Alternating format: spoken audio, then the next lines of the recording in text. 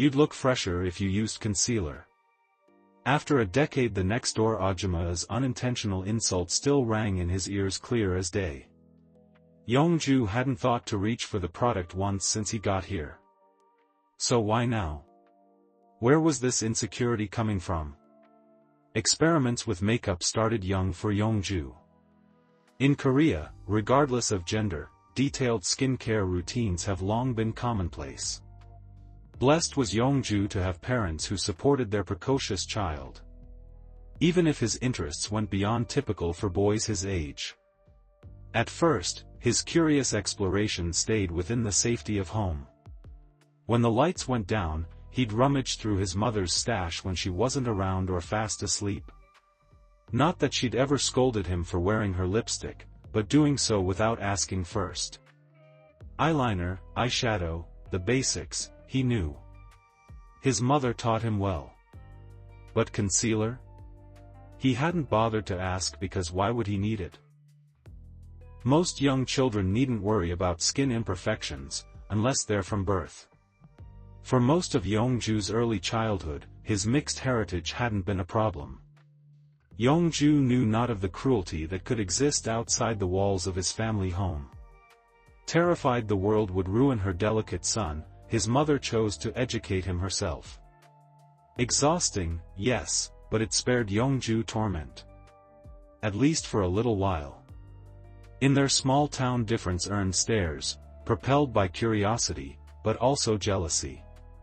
Though born and raised there, most locals saw him outside only on brief outings with his mother or sister. Yongju hadn't much minded being a mystery. He preferred to play indoors anyway, with Emmy, or his own vibrant imagination as his sole companion. But there were times he did wish to see a new face beyond the ones he'd grown up with. By the age of 3, freckles already dotted his nose bridge, a trait more common outside of Korea. As a child, Yongju never paid them much attention, he was too busy playing with bugs and toys in the backyard. But even with his diminished contact with others, the teasing started early. Yongju didn't understand until he was older, until he was 12. By then, the jokes had escalated. Few children in the village apart from Yongju had freckles like his. Moles and dimples held greater prominence, the latter of which he'd envied. But none had vibrant red hair. The nickname, Carrot, didn't seem like such a bad thing, at first. He liked carrots. As time went on though, the laughter, the refusal to call him by name, turned the word to poison. Yongju soon realized they used the moniker to hurt him, to tear him down. Once this clicked in, only then did he feel the sting. But the Ajumma, as an adult, should have known better. Granted, Yongju never assumed her ignorant comment had cruel intentions. She was old-fashioned, existing in a time when differences warranted camouflage, not celebration. Yongju's features didn't fit society's beauty standard of brown hair and unblemished skin. He wished it hadn't affected him, wished he could have brushed it off. But the comment burrowed deep, and before long had him asking his mother for help to erase his roots. What's worse is she didn't question it. She'd never admit it, but Yongju felt convinced her mind echoed the Ajumma's sentiment. That outing, shopping for makeup together, was a warm memory. But it marked the beginning of his habitual need to hide. As he got older, he learned to appreciate his appearance, even to like it. For the first time in years he reached for his concealer, dabbing the marks across his nose into oblivion. He knew Sawong had already seen them, he wouldn't fool him. But some buried reflex he thought long gone made him think he'd look more radiant this way. It wasn't shame anymore. It was an unfortunate, unshakable practice. Downstairs, the kitchen smelled like oranges. "Good morning," Sawong said, peeling one and tossing the pieces into the same pot from last night. Mixed in the air was also pomelo and the tang of homemade rice water. Yongju recognized it right away. A similar jar had always sat on the counter of his family home. Full of peels from various citrus fruits, they swam in the water once used to rinse their rice. When fermented enough, his mother would use it once a week as a hair-strengthening treatment. The fruit peel helped with the smell, but couldn't remove the sourness altogether. He remembered helping carry the heavy jar to the yard to ferment with his grandmother. Sometimes it took his sister's help, too. The scent and process stuck with him, and now he had a jar of his own.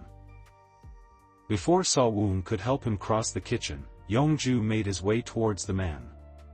Baking ingredients eclipsed the countertop, and guilt welled again within Yongju's gut. He'd come here to work, to prove himself indispensable, not play house. Instead, they were wasting time baking cake. Well, not wasted. Yongju valued all time spent with the man, but misused? Definitely. Can you measure out the wet ingredients? Sawong pointed to a wrinkled recipe card at the edge of the counter. Yongju nodded and washed his hands at the sink. He'd already cleaned them before coming downstairs, but once more couldn't hurt. So, you really like oranges, huh? He used to visit Japan every summer when I was young. Sawong dried his hands with a cloth, which he then handed to Yongju. He'd bring a ton back with him. Once, he brought bitter oranges.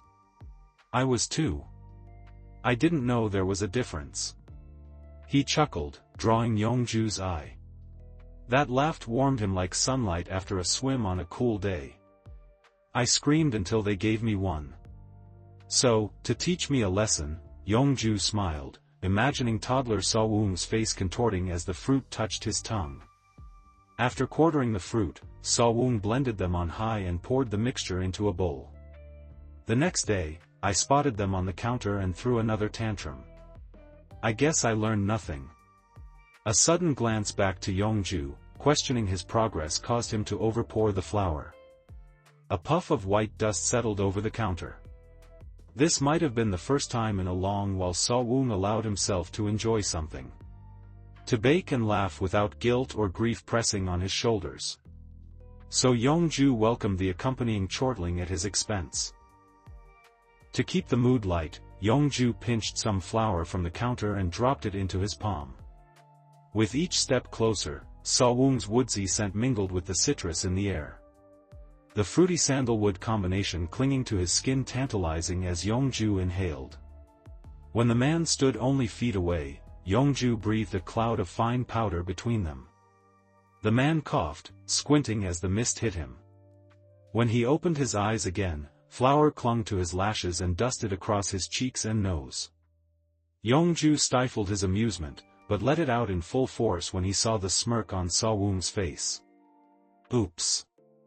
Though it was clear he'd done it on purpose and was not an apologetic exclamation. Sawong turned his head to avoid hitting Yongju and sneezed. The sound didn't match what he expected to come from a man his size, with his tone, only making Yongju laugh harder. The goal today was simple: distract Sawong from last night's heavy conversation. Now that the words were out, and there was no putting them back, Yongju wanted to help him feel lighter. At the very least, unload a few of the emotional boulders pushing down on him since the incident.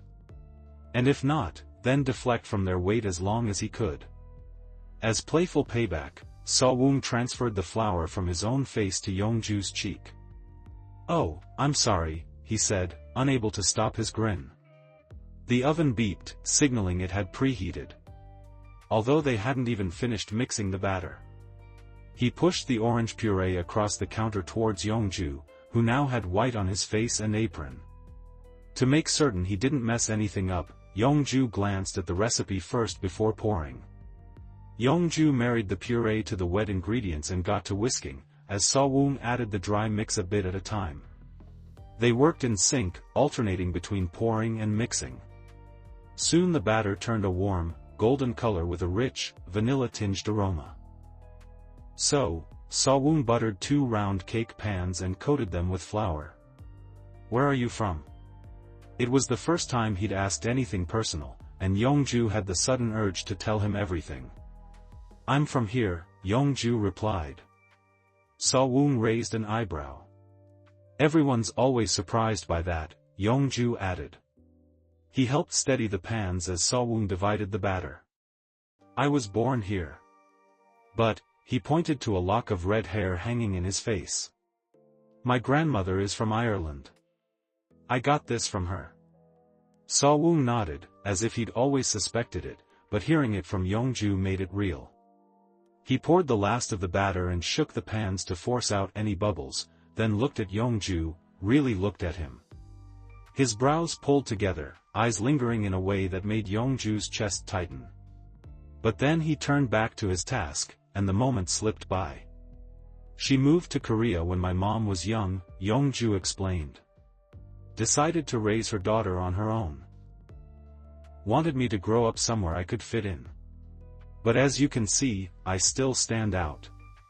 I've noticed, Sawong said, zesting the tops of each filled pan. We went there once, after I was born. Maybe I would have visited more. But it's a long trip. 11 hours there and back. My mom didn't like the idea of me flying that often. And once I started school here, since Halma was already settled, it didn't make sense to go back. He paused, eyes drifting toward the window. I'd like to, though. One day. I want to see where she grew up. Now that I'm old enough, make memories. But I'd stand out there, too. How many red-headed Koreans could there possibly be? Mouth-watering scents filled the room as Yongju rambled through his family history. And Sawong watched with kindness, understanding, something more. It was the same tenderness with which he'd bandaged Yongju's wounds. The same care taken in preparing him warm meals. Even beneath his gaze once hardened by unresolved grief, there'd always been gentleness. With each passing day Yongju saw more and more of it. They cleaned while they waited. Sawong wiped down the counters, and Yongju put away dishes. Each time Sawong passed something over, his stern expression eased further. When Yongju poked fun at a floral teacup buried in the back, a smile softened his usually reserved face. Yongju rested a hand over his racing heart. Sawong had a beautiful smile. It suited him far more than the frown he often wore. As they moved around the kitchen together, they fell into sync. Yongju no longer needed directions. Before long everything returned to its place. He hadn't come here to clean or bake, this wasn't what he was being paid for, but pride swelled within Yongju. Even injured, he'd contributed. It beat staying holed up in his room, and bettered his chances of an invitation back. How much flour actually made it into the batter? Sawong teased, gesturing to Yongju's apron that had turned from black to white. Yongju gasped, feigning offense. I'll have you know, I'm quite the elegant baker. Is that so? Sawong popped a segment from an orange he'd been snacking on into his mouth. I said elegant, not tidy. No sooner had he said that did the universe serve him a steaming helping of déjà vu. As Yongju reached across the counter for the damp cloth, his foot slid on something slimy on the floor. This marks the third time his legs had gone out from under him in this man's presence, and not in a fun way. Zipping to his side, Sawong demonstrated his expert reflex skills yet again, and secured an arm around the younger man before he met the floor. Yongju could try to blame his sore leg, but he'd been the one to drop the butter. This is becoming a habit, Sawong said, pulling him away from the slicked flooring. I swear I'm not doing this on purpose, Yongju mumbled, mortified. He laughed as he spoke. Not joyous laughter, but the kind akin to slamming one's funny bone off something hard. Closing his eyes granted him momentary respite from judgment. This isn't some elaborate ruse to, he stopped himself. To what? Sawong asked. Yongju's brain had stopped processing sound, and his mouth felt like he'd eaten a mouthful of sand. Sawong's arms, cozy, solid beneath his grip. Had he let go immediately he might have saved face. Something in his brain had him gripping Sawong's bicep like his life depending on it. He hadn't meant to hold on this long. But the heat at his lower back told him Sawong hadn't let go either. Their closeness and unbreakable fixation no longer accidental. too close to pretend this a nonchalant offer to aid a friend in need. Their chests brushed, noses almost touching. Sawong's breath ghosted over Yongju's lips. He wanted to laugh, as he usually did when words failed him. But the smile vanished the moment he realized Sawong's grip tightening. Fingers absent of thought moved without purpose, blazing hot against his exposed skin. The moment held long, stretched in time from a world faded away. Breaking the intense contact, Yongju's eyes flicked down. In this moment he wanted nothing more than to taste if fruit juice persisted on Sawong's mouth. This wasn't the type of hunger to be so easily diminished, but Yongju leaned in, breath hitching. His eyes fluttered up in time to see Sawong's half-lidded, starved gaze tracing the curve of his mouth. They were on the same page. But then, reality snapped. Sawong yanked back his hand and stepped away. First only one step, but then another, and another, creating space between them again. The warmth on Yongju's back evaporated like it had never been there. Downcast, Sawong cleared his throat. "I need some air," he muttered, and then took the stairs two at a time, leaving Yongju alone, stunned. The heady scent of oranges, once comforting, now suffocated him. Yongju felt like a deer caught in headlights, unable to move, and he didn't even notice the oven timer ring.